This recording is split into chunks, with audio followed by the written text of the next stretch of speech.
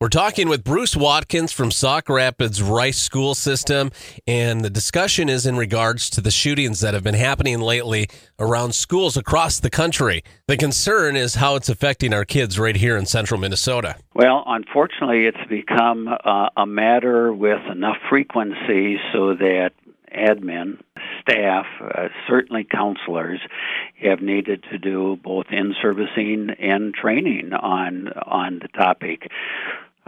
We try to be really aware of signs that a student might be experiencing some distress, or look for any changes of behavior or anxiety, or any of their conversations that are talking about sleep problems or anything else, all which might indicate that they've been either influenced or worried or experiencing anxiety due to something they've seen, heard, read, or viewed on the evening news.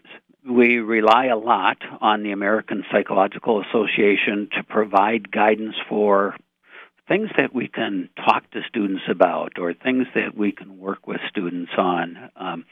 So there's messaging that we try to work with kids on, as far as letting adults know if they see or hear something that's making them uncomfortable, if it's making them nervous or frightened, so they can have someone to go to. We always ask that we try and encourage kids to share their anxieties, so that we might be able to provide them some comfort in that. We also try to provide important information for them about the fact that they could tell somebody anonymously, and if they were willing to do that type of thing, they might actually be a real part of a solution for that. We do try in the schools to try and stick to our normal routine, so it seems like a regular school day, but within that, we also want to make sure that we're real observant for the students' needs.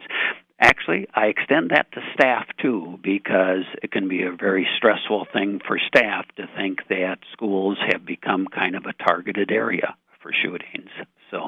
But we do encourage routine. We like it when kids, continue to meet and stay with their friends, and things that they enjoy, their extracurricular activities. We want to keep them on schedule.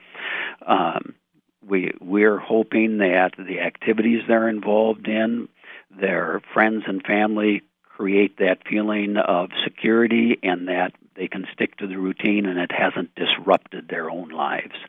As far as other messaging and long-term health, we always try to talk to kids about violence never being a solution to personal problems, and the fact that they can be a part of a positive solution in anything that they do that's anti-violence, and anything they do that's helping others get help. Would you have any advice for parents that want to talk to their children about this incident or these incidences, and how they should go ahead and handle it?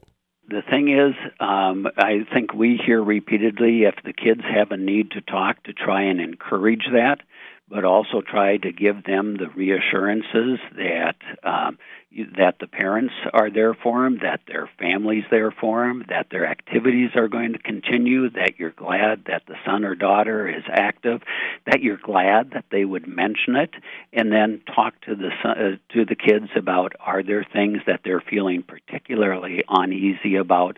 Are there situations that they'd like attention paid to?